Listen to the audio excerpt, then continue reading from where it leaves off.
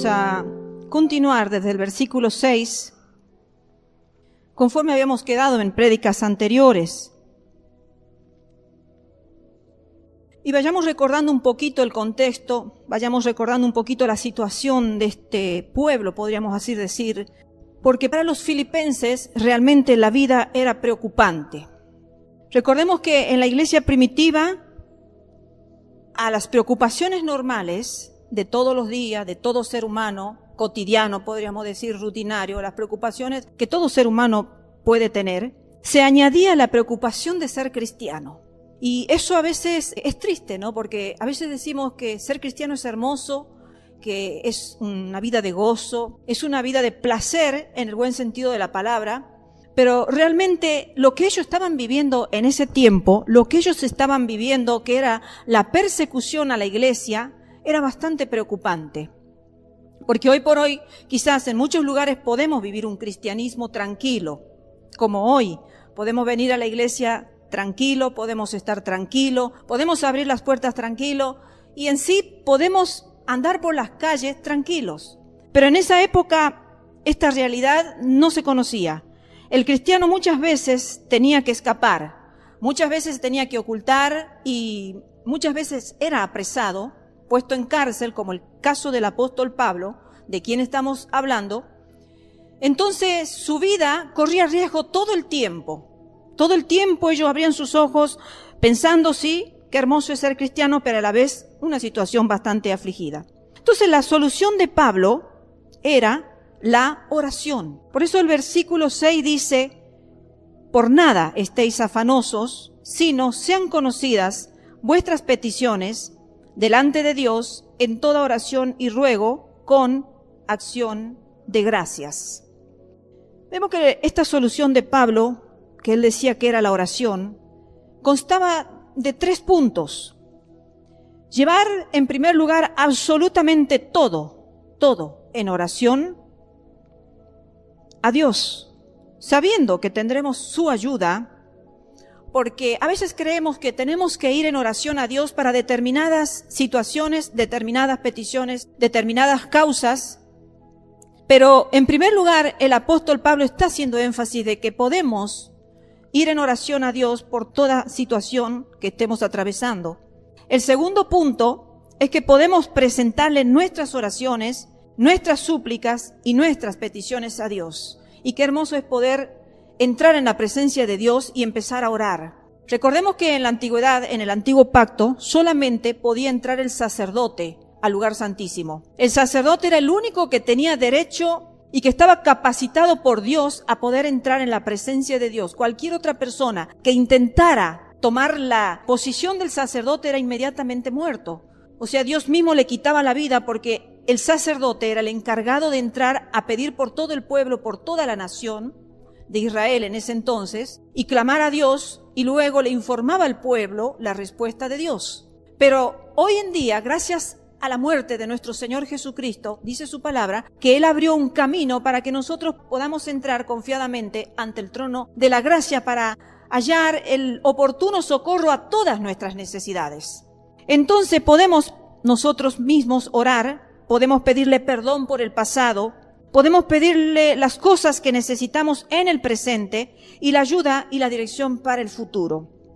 Podemos orar también por otros, podemos interceder por otras almas, por otras vidas, por nuestros familiares, por nuestros vecinos, por algún conocido, por algún desconocido, pero que sabemos que está en necesidad. Podemos orar por todas las personas del mundo entero que el Señor nos guíe a hacer, podemos hacerlo. Y tercero, Pablo muestra que la acción de gracias debe acompañar la oración. Un punto muy importante tener en cuenta, porque generalmente cuando nos sumergimos en la oración, vamos abocados a las necesidades, al sufrimiento, a la angustia que tenemos en el momento y vamos a clamar para que el Señor nos ayude, para que nos des una salida, para que nos oriente, para que nos guarde, para que nos proteja, para que nos direccione. Pero el apóstol Pablo le está diciendo al final del versículo 6, dice, por nada estéis afanosos, sino sean conocidas vuestras peticiones delante de Dios en toda oración y ruego con acción de gracias. Entonces es hermoso ya empezar a orar y que de nuestro corazón empiece a surgir también la acción de gracia. Porque cuando nosotros nos sumergimos en la presencia de Dios, empezamos a orar y empezamos a sentirnos que el Espíritu de Dios nos está guiando en la oración, pero también nuestra mente tiene y nuestro corazón tiene que expresar el agradecimiento a nuestro amado Dios. Entonces, todas las oraciones deben incluir el dar gracias. Pablo insiste en que debemos dar gracias en todo, en el dolor y en alegría igualmente. Porque podríamos decir que es muy fácil darles gracias al Señor cuando el Señor nos ha concedido un beneficio, cuando el Señor nos ha concedido quizás un trabajo o una mejor remuneración, un mejor ascenso laboral, cuando el Señor nos ha contestado ciertas peticiones que venimos haciendo. Y qué hermoso es cuando el Señor nos concede los deseos del corazón y lo que hemos venido rogando a Dios, o que se sane algún familiar o nosotros que nos sanemos, o cualquier situación que el Señor nos haya contestado. Es hermoso y podemos ir con un corazón agradecido y con acción de gracias y alabanzas a nuestro Dios, dale gracias, pero en el dolor también. Porque el apóstol está diciendo que seamos agradecidos en todo tiempo, en todo momento, en todo lugar. Vamos a ir analizando estos puntos porque él insiste esto, que cuando oremos debemos siempre recordar el agradecimiento. Y 3 cosas necesarias, vitales e importantes también en la oración. En primer lugar, debemos recordar el amor de Dios, por sobre todas las cosas, que siempre va a desear lo mejor para nosotros. Debemos recordar el amor de Dios que siempre va a desear lo mejor para nosotros, aun cuando nuestra mente finita no lo entienda, porque jamás vamos a entender nosotros a un Dios infinito, ya que nuestras mentes son finitas y están limitadas. Entonces, hasta un cierto punto podremos entenderlo a Dios y en otro punto no podremos entender, pero siempre tenemos que reconocer que Dios es amor. Y que pase lo que pase y sea la respuesta que sea, dice su palabra, que a los que aman a Dios todas las cosas les ayudan a bien. Entonces, sea lo que sea que nos venga a nuestra vida, todo nos va a ayudar a bien. Aunque sean tribulaciones, aunque sean situaciones que no las entendemos, afligentes, sabemos que todo va a obrar para nuestro bien. Por ejemplo, Dios puede pensar en algunos casos, en algunas personas. Si yo a esta persona le otorgo el bien que me pide, si yo a esta persona le doy todo lo que ella me está pidiendo, supongamos en cuestiones económicas, Dios que conoce los corazones, más allá de lo que nosotros podemos conocer nuestra persona, nosotros hoy sabemos en el presente cómo somos, pero no sabemos mañana, cuando Dios deposite quizás mucho dinero en nuestras manos, ¿cómo actuaremos? Nosotros pensamos y razonamos y decimos, no, yo voy a seguir siendo igual que soy hoy, en la humildad que hoy tengo, en la sencillez, en esa economía moderada que Dios me ha permitido vivir y tenerla. Pero Dios sabe lo que nosotros no sabemos, y es que si Dios nos otorga mucha economía, podemos alejarnos de Dios. Nuestro corazón puede empezar a enorgullecerse, a llenarse de altivez, y entonces podemos alejarnos como muchos. Hay casos de personas que han cambiado su situación y se han apartado totalmente de Dios. Entonces, también Dios puede conocer nuestra situación, que si tenemos una situación demasiado de necesidad, podemos llegar a apostatar o a blasfemar su santo nombre, como su palabra en mucha situación también lo expresa. Entonces, como Dios conoce nuestro corazón y nuestro pensamiento, entonces Él nos va a otorgar conforme lo que Él sabe que es lo mejor para nosotros. Si mantenernos siempre con una economía mediana, o si Señor sabe que nosotros con una economía bastante restringida, vamos a seguir adorándolo, lo vamos a seguir buscando, lo vamos a seguir amando, vamos a seguir teniendo un corazón agradecido. Entonces, como Dios sabe lo que nosotros no sabemos y cómo seremos en el futuro conforme sea nuestra situación, Dios nos hace pasar por situaciones para cuidarnos, porque Él nos ama con amor eterno. Y muchas veces cosas no van a ser concedidas, porque Él sabe nuestra reacción. En segundo lugar, debemos recordar en toda oración que nosotros hagamos la sabiduría de Dios. Que Él es el único que sabe lo que es mejor para nosotros, que es lo que acabamos de decir. Que nuestro Dios tiene esa sabiduría de lo alto. Y muchas veces nosotros se la pedimos a Dios para actuar conforme a Él actúa, conforme a Él quiere, conforme a Él planea para nuestras vidas. Pero muchas veces nosotros nos dejamos guiar por la sabiduría humana, que esa dice es perecedera, muere con los príncipes cuando los príncipes mueren. Mas si nosotros pedimos la sabiduría eterna, la sabiduría de lo alto, esa es la que nos enriquece, esa es la que nos hace ser sabio en nuestro conocimiento, en nuestro pensamiento, en nuestro obrar, en nuestro actuar, en toda decisión que tengamos que tomar en la vida. Por eso es importante reconocer que en toda oración que Dios es sabio y que lo que Dios determine para nuestra vida es lo mejor, aunque nuestra mente finita, como repito, no lo entiende ni lo alcance a comprender, porque hay muchas personas que se enojan con Dios, que reniegan de Dios, que se alejan de Dios, que se apartan de Dios, porque dicen Dios es malo, Dios no me ama, Dios me ha desechado, Dios se ha olvidado de mí, Dios se acuerda de algunos, de otros sí, de otros no, pero sin embargo, Dios es sabio, Dios es amor, Dios es sabio, y lo que nosotros no sabemos, Él lo sabe. Por eso en toda oración nosotros debemos estar conscientes de eso. Y en tercer lugar, debemos recordar el poder de Dios, que es el único que puede hacer que suceda lo mejor para nosotros. Los hombres, por más esforzados y valientes que seamos, por más misericordiosos y de buenas intenciones que seamos, no tenemos el mismo poder de Dios para hacer que suceda lo mejor para nuestras vidas. A veces procuramos lo mejor para nosotros y no nos sale lo mejor. A veces procuramos lo mejor para el prójimo y sin embargo no sale lo mejor de lo que nosotros procuramos y deseamos para el prójimo. Pero el poder de Dios es tan grande que para Él no hay nada que sea imposible. Entonces por eso nosotros podemos entrar confiadamente ante el trono de la gracia de Dios, reconociendo el poder de Dios que hace todas las cosas que son imposibles, las hace posible. Qué hermoso es reconocer un Dios de todo poder. Y el que ore con una confianza perfecta en el amor de Dios, en la sabiduría de Dios y en el poder de Dios, va a encontrar algo fundamental y vital, y que hoy hemos cantado en parte un cántico para nuestro Dios, y es que vamos a encontrar la paz de Dios. La paz que el mundo la quiere buscar a cualquier precio. El mundo entero está queriendo buscar la paz y no la encuentra.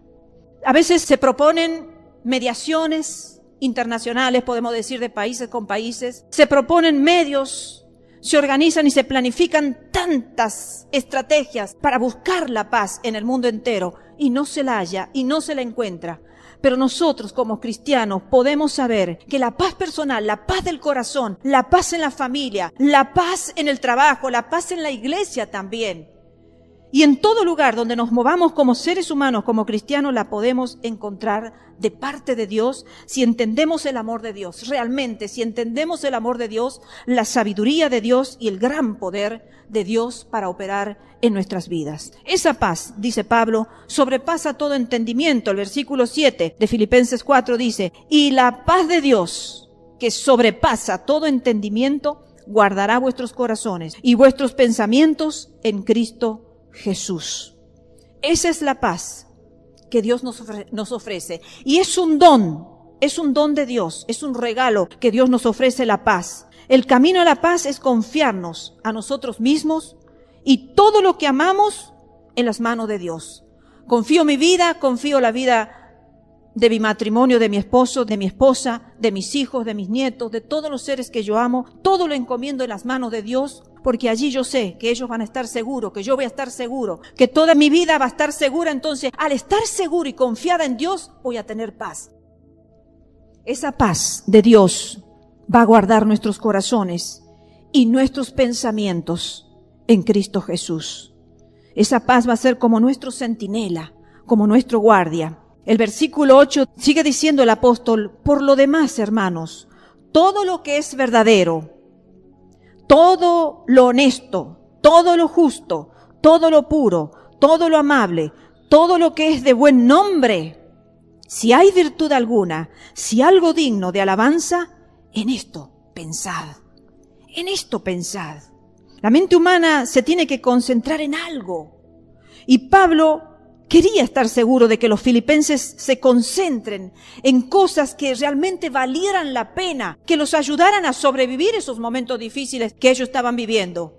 Entonces por eso el apóstol allí empieza a decirle, porque hay una ley de vida que si uno piensa en algo con suficiente frecuencia e intensidad, llegará al punto en que no pueda dejar de pensar en ello. Por eso se da el caso, hermanos, a la inversa de lo malo, que cuando hay personas que empiezan a pensar en la muerte y continuamente piensan intensamente en la muerte y todo el tiempo piensan en la muerte y en la muerte y en la muerte, terminan quitándose la vida. Porque han pensado tanto en eso, en la muerte, que mi vida ya no sirve, que no tiene sentido, que soy un infeliz, que nunca voy a avanzar, que nunca voy a progresar, que si hoy estoy mal, mañana voy a estar peor. Y entonces, ¿hacia dónde voy? Y se empiezan a meter en un túnel negro de oscuridad, de desesperación, hasta tal punto que lo único que su mente empieza a pensar es: la única salida que tiene mi vida es la muerte.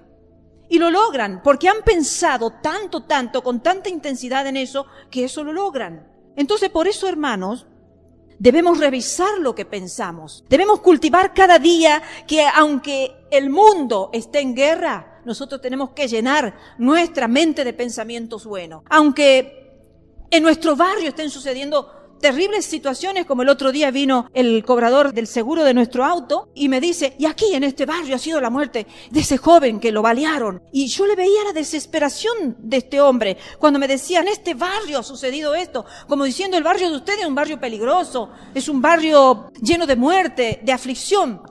Entonces, eso se piensa cuando no sabemos que tenemos un Dios que va más allá de las preocupaciones. Podemos vivir en un barrio difícil, sí, en un barrio donde se delinque mucho, hay mucha delincuencia, hay muchas cosas malas, podríamos decir, pero sabemos que Dios va a estar con nosotros en todos los momentos, que vamos a tener una cobertura, y aun si nos sucedieran cosas malas, todo va a obrar para bien. Entonces, queridos hermanos, ¿qué vamos a pensar? ¿De qué vamos a llenar nuestras mentes? Todos los días, ¿con qué vamos a pensar con tanta intensidad para que eso realmente se haga realidad en nuestra vida? El apóstol estaba diciendo: todo lo que es verdadero, todo lo que es honesto, todo lo justo, todo lo puro, todo lo amable, todo lo que es de buen nombre, si hay virtud alguna, si algo digno de alabanza, en esto pensad. Todo lo verdadero. ¿Qué está pasando con el mundo? ¿Por qué las cosas están sucediendo como sucede? ¿Qué está pensando el ser humano para que sucedan tantas situaciones que realmente son tristes y que realmente nos afligen? Porque la verdad está en Cristo Jesús, la verdad está en su palabra. Por eso es tan importante venir a la casa de Dios, a la iglesia, estudiar. Siempre va a haber una palabra de parte de Dios. De toda una prédica grande, quizás una palabra, una semilla, una siembra que el Señor nos tiene que dejar a todos en el corazón, al que predica, al que escucha. Entonces, hermanos, es tan importante conocer la verdad, porque el Señor dice: conoceréis la verdad y la verdad os hará libre. Entonces, todo lo verdadero tiene que ver con el reino de Cristo, tiene que ver con el reino de Dios, está en su palabra. Porque Jesucristo aún más dijo: yo soy el camino, y yo soy la verdad, y yo soy la vida. ¡Qué hermoso! Si nosotros buscamos a Jesucristo, vamos a andar en el camino correcto, vamos a estar en la verdad y vamos a tener la vida eterna que venimos predicando. Entonces, de ahí la importancia, hermanos, en que concentremos nuestros pensamientos en cosas buenas, y que Pablo hace una lista de algunas de ellas, porque hay muchas, pero él ha puesto algunas básicas y fundamentales para la vida de todo ser humano, especialmente para allí los filipenses. Hay cosas que son auténticas y otras que son engañosas, que son ilusorias. Y por eso es el peligro del mundo y del pensamiento del mundo. Porque el mundo hoy en día está queriendo hacer creer verdades que son mentiras. Y mentiras que son verdades. Entonces, tenemos que fijar bien nuestros pensamientos para que sean pensamientos auténticos, genuinos, y no sean pensamientos engañosos que nos empiecen a envolver en la vorágine de este mundo, del pensamiento de este mundo, y que nos va arrastrando a poder decir volvernos hombres y mujeres masas, que son aquellos que se unen en un solo pensamiento, sin saber que aunque todo el mundo corra por un camino de desenfreno, todo el mundo corra en un camino sin esperanza, todo el mundo corra en un camino de violencia, nosotros vamos por otro camino muy diferente que se llama Jesucristo. Porque Él dijo: yo soy el camino, y yo soy la verdad, y yo soy la vida. Entonces no hay otro camino, no hay otra verdad, y no hay otra vida eterna que la que Jesucristo enseña en su palabra. Tengamos cuidado con aquellos pensamientos engañosos o ilusorios, que son ilusiones, y son ilusiones, las ilusiones son vanas. en algún momento van a perecer, van a pasar, y uno va a decir, ¿qué engaño ha sido todo eso? Parecía lindo, parecía bonito, parecía deseable, parecía apetitoso, pero al fin del camino nos damos cuenta que era una traición, que era un engaño, que era una mentira, que era una falacia. Entonces, queridos hermanos, nosotros como hijos de Dios, estemos revisando nuestros pensamientos para que no estemos pensando como el mundo piense, para que no estemos pensando como aquellas personas que no siguen a Jesucristo, sino que están engañados con las mentiras de este mundo. Estemos nosotros siendo igual que ellos, sino que como el apóstol Pablo estaba allí diciendo que traten de cultivar sus pensamientos en pensamientos buenos. Y en los labios y en la mente de los cristianos debe haber solamente palabras aptas para que Dios las oiga. ¿Queremos ser oídos por Dios? A veces decimos, pero ¿por qué será que Dios no me oye? ¿Por qué será que yo clamo a Dios y que oro y que hago todo como tendría que ser? ¿Y por qué será que Dios no me oye? ¿Será que en nuestras bocas realmente hay palabras aptas? ¿Que salen palabras aptas de nuestras bocas? Porque, hermano, para que nosotros podamos hablar tenemos que haber generado en nuestro corazón y en nuestra mente pensamientos previos. Entonces, se habla conforme a lo que hay en nuestro corazón. Entonces, cuando nosotros oremos, nos pongamos a pensar cuáles son las palabras que estamos diciendo a Dios y nos vamos a dar cuenta qué es lo que hay en nuestro corazón. Si nosotros estamos agradecidos, van a haber palabras de agradecimiento. Si nosotros realmente estamos arrepentidos, van a haber palabras de arrepentimiento. Si nosotros estamos gozosos, van a haber palabras de gozo. Y si estamos contristados porque realmente hemos ofendido al Espíritu Santo, porque nos sentimos tristes, porque hemos pecado, hemos desobedecido, hemos hecho cualquier cosa, realmente van a haber palabras de perdón. Entonces, conforme que en nuestro corazón hay, eso es lo que nosotros vamos a hablar. Que nuestras palabras sean aptas para que Dios las pueda oír. Porque recordemos la historia del fariseo y del publicano. El publicano llegó a la iglesia y se empezó a golpear, dice el pecho, y se golpeaba y decía, miserable de mí, pecador, ten piedad, oh Dios, decía el publicano. Mas el fariseo decía, Señor, yo no soy como ese pobre publicano. Yo hago esto y yo hago aquello, y yo cumplo contigo, Señor, en todo lo que tiene que ver con el dinero y en lo que tiene que ver con mi conducta intachable. Y yo hago todo, Señor. Pero sin embargo dice su palabra que el que se fue justificado a la casa fue el publicano, porque el publicano fue con una actitud distinta, fue a la presencia, a la casa de Dios, a reconocerse indigno, a reconocerse que necesitaba humillarse en la presencia de Dios, a reconocerse pecador. Entonces, hermano, ¿con qué actitud nos acercamos nosotros a la presencia del Señor? ¿Con qué corazón, con qué intención venimos a la presencia de nuestro Dios cuando venimos a clamar al Dios de nuestra salvación? A veces los cánticos que hacemos son especies de oraciones donde nosotros cantamos y le alabamos y también le adoramos y también es como si estuviéramos orando porque estamos hablando y estamos expresando lo que hay en nuestro corazón. Bendito sea nuestro Dios, santo, maravilloso es nuestro Dios, que nos pueda oír, que nuestras palabras sean aptas para que Él las pueda recibir en su presencia. Un corazón egoísta, orgulloso, con codicia, con avaricia, no puede ser escuchado por Dios. Entonces, cuanto más humillado vayamos a la presencia de Dios, sea en la iglesia, sea en la casa, en nuestro dormitorio, en nuestro aposento secreto, en la calle, cuando vamos caminando y vamos hablando con Dios, que sean palabras aptas, que sean palabras sinceras, que Dios las pueda recibir. Luego el versículo 9 dice, lo que aprendisteis y recibisteis y oísteis de mí, y visteis en mí, esto haced, y el Dios de paz estará con vosotros. Recordemos ya que en el capítulo 3, en prédica anterior, hemos visto, queridos hermanos, que el apóstol Pablo podía ponerse como ejemplo, no por orgullo, ya lo hemos visto esto, ni por soberbia de él, ni porque quería exaltar su persona, sino que él había procurado vivirlo a Cristo y quería ser un ejemplo para aquellos que le costaba, para aquellos que le era difícil entender cómo era ser cristiano. Entonces por eso el apóstol Pablo le decía, vean y aprendan de mí para que imiten la conducta, porque yo he conocido a Jesucristo, yo he tenido un encuentro con Jesucristo camino a Damasco. Y entonces yo tengo revelación y Él me habla, entonces pueden imitar mi vida. Entonces eso ya lo hemos visto, lo hemos analizado y Él lo vuelve a repetir, lo que aprendiste y recibiste y oíste y viste en mí, esto haced. Entonces, cuando ustedes empiecen a copiar mi conducta y no la de aquellos que tergiversan la verdad, recuerdan que hablamos de los que tergiversaban la verdad. Entonces, si ustedes aprenden a no mirar a los que tergiversan la verdad y me miran a mí que voy en el camino de la verdad, van a hallar paz en su corazón.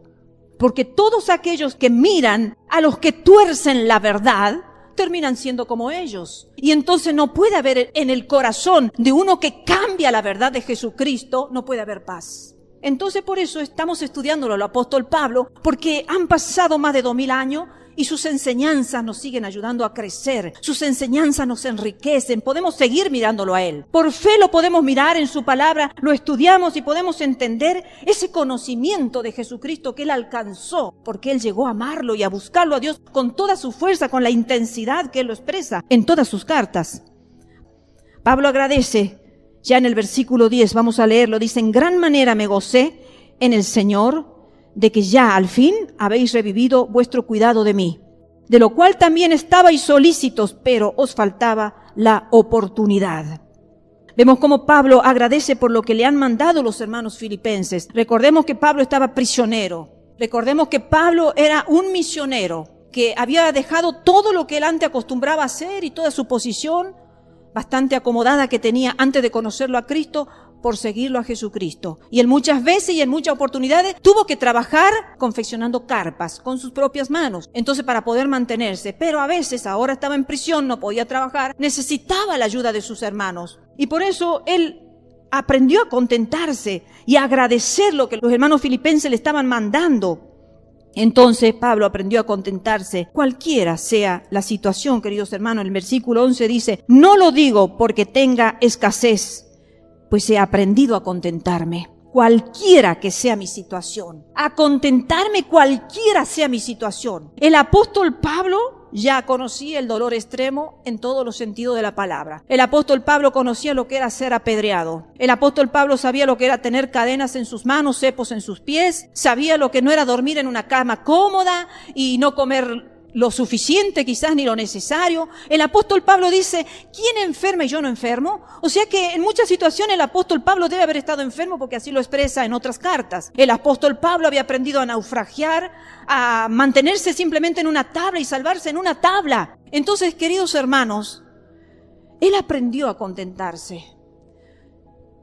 Él aprendió a contentarse en esos momentos, y nosotros deberíamos tomar el ejemplo, porque muchas veces nosotros nos hemos entristecido ante la adversidad. Todos, hermanos. Ninguno puede decir: yo me quedo exento de haberme enojado ante tal situación, de haberme entristecido, de haberme llegado hasta un punto de depresión que ya no me interesaba nada. Somos cristianos, pero a veces vienen esos malos pensamientos, a veces vienen esos sentimientos que el enemigo nos larga, que son saetas, que el enemigo nos larga para deprimirnos, para derrotarnos, para no ser más que vencedores, como el Señor dice en su palabra, que somos más que vencedores porque Él venció en la cruz del Calvario. Entonces nos hace vencedores. Pero el enemigo, por otro lado, nos viene acosando para que nos sintamos derrotados, para que nos sintamos frustrados, para que nos sintamos que ya no servimos para nada, que todo está mal, que no tiene solución nuestra vida.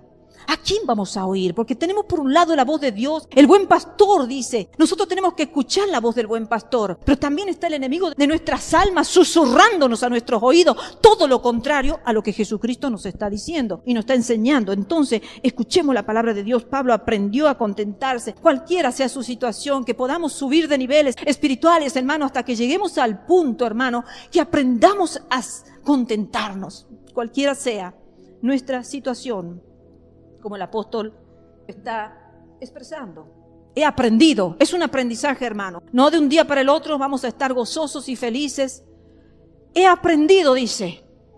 Quiere decir que tuvo que transitar un camino de enseñanza hasta darse cuenta que ese era el mejor camino, el contentamiento cualquiera fuera su situación. El camino recorrido por Pablo lo acercó cada vez más a Cristo, a su amor y a su poder. Ahora yo me pregunto, ¿el camino que tomamos nosotros nos acerca cada vez más a Cristo o nos aleja? Porque a veces decimos amarlo a Cristo, a veces decimos que somos cristianos, y a veces hasta como orgullo nos da decirle a la gente que somos cristianos, porque es como que nos da un sello de distinción ser cristiano.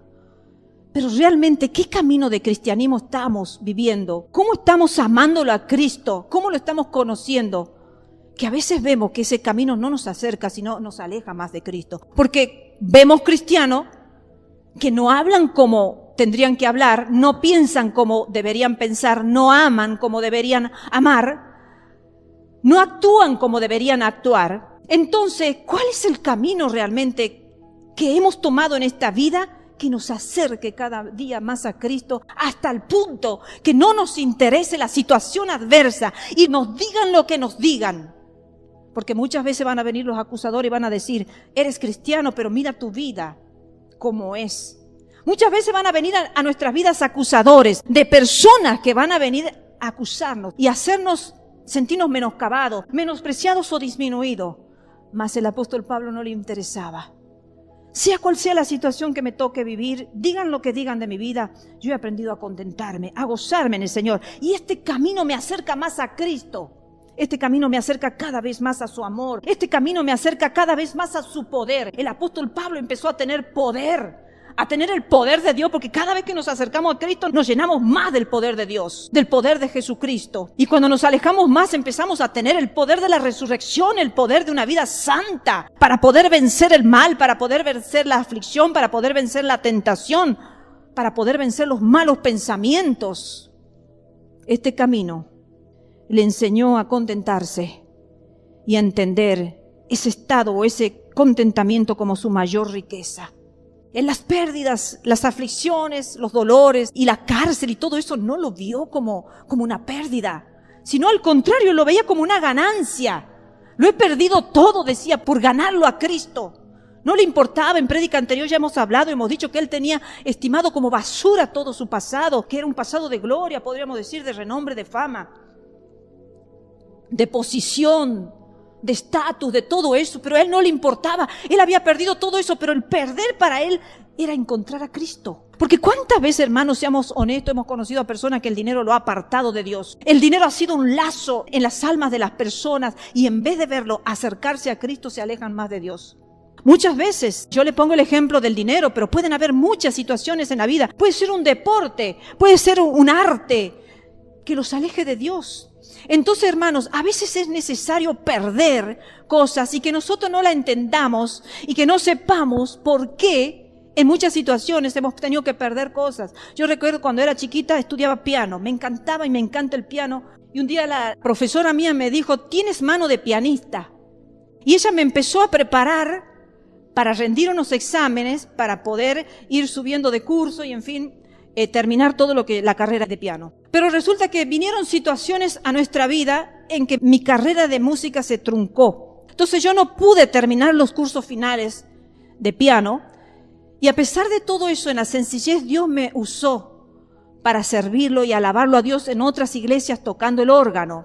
Pero ¿qué hubiera sido de mi vida si con el amor y la pasión que yo me pasaba horas tocando en el piano de mi abuela y que a veces con mis primas tocábamos a 4 manos y a veces tocábamos de a 2 pianos, una ella y otra yo, y era una cosa que a mí me elevaba a tocar el piano, y no es malo, es hermoso, es maravilloso, y Dios usa mucho a los que saben tocar el piano, para la iglesia es tan necesario. Pero ¿qué hubiera sido que Dios conoce mi corazón y que yo en ese entonces ni ahora quizás hay áreas que no las conozco si yo hubiera sido pianista? ¿Por dónde andaría? ¿Qué sería? ¿Qué pensaría yo? Hay cosas que nosotros no las llegamos a entender, hermanos, pero que Dios las entiende. Entonces, hermanos, entendamos y razonemos y seamos sabios en contentarnos, siempre y cuando sepamos que el camino que estamos transitando es el que nos está acercando a Dios. Es el que nos está acercando a la verdad, a Jesucristo, y que estamos empezando a ser renovados en nuestra mente, que estamos empezando a tener nuevos pensamientos, que estamos empezando a tener un nuevo corazón, un nuevo sentir, nuevos objetivos, que empezamos a vivir una vida ya de triunfo, de gozo, de prueba en prueba, más de victoria en victoria, que salgamos en victoria de las pruebas. Los que no conocen a Cristo no pueden comprender cómo es posible que el cristiano permanezca en la adversidad confiado y humilde en la prosperidad. En la adversidad confiado y en la prosperidad humilde. Un verdadero cristiano se mantiene de esa forma. Tengo prosperidad, mi corazón sigue siendo humilde.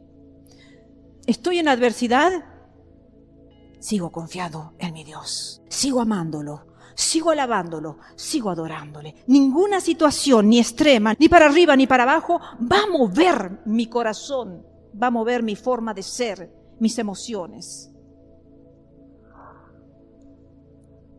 Todo Pablo lo puede hacer al estar en Cristo por la presencia del Espíritu de Cristo que mora en él. El versículo 12 y 13 dice, sé vivir humildemente y sé tener abundancia. Los dos extremos, como recién hemos dicho. En todo y por todo estoy enseñado, así para estar saciado como para tener hambre, así para tener abundancia como para padecer necesidad. Eso es ser una persona sabia. Saber vivir bien siempre, hermanos. Porque la vida no siempre vamos a estar arriba, siempre nos vas a tocar puntos extremos. Pero él dice que sabía vivir en toda situación. Todo lo puedo en Cristo que me fortalece. Todo lo puedo en Cristo que me fortalece. No es por el poder humano, no es por todo lo que nosotros nos esforcemos en la tierra, por querer mantenernos humildes o confiados. Humildes en la prosperidad o confiados en la adversidad, sino es la obra del Espíritu Santo cuando dejamos que el Espíritu de Dios empiece a llenar nuestras vidas y a llenarla. Y vamos a empezar a comprobar, hermanos, que cada vez que empecemos a ser llenos más con la presencia del Espíritu Santo a través de su palabra, cuanto más aprendamos de la palabra de Dios y cantemos y nos sumerjamos en alabanza y nos sumerjamos en adoración, vamos a empezar a decir que todo lo podemos en Cristo, que Él es el que nos fortalece. ¿Cuántas personas hay que van a los psicólogos, a los psiquiatras, a los que ayudan, esos que ayudan para que la estima del ser humano se levante, y sin embargo vuelven a caer en lo mismo y no pueden, porque la ciencia también es limitada, y aunque el psicólogo y el psiquiatra o el médico se esfuerce por ayudar al ser humano, todo es limitado acá en la tierra. La medicina, la ciencia, todo lo que queramos pensar tiene su límite. Entonces lo que no tiene límite es el poder de Dios. Si nosotros buscamos la presencia del Espíritu Santo, vamos a ser llenos de Él y entonces vamos a poder vivir vidas de triunfo. Porque el Señor es para Pablo fuente de sabiduría, fuente de ánimo, fuente de poder que lo fortalece en todas sus necesidades, por la cual él puede decir, como dice en estas cartas que también le escribió el 2 Corintios, capítulo 12, versículo 10, dice: por lo cual, por amor a Cristo, me gozo en las debilidades, en afrentas, en necesidades, en persecuciones, en angustias, porque cuando soy débil, entonces soy fuerte.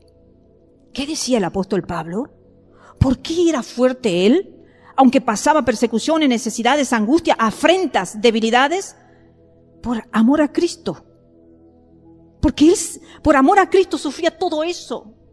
Y al amarlo a Cristo, se empezaba a hacer fuerte.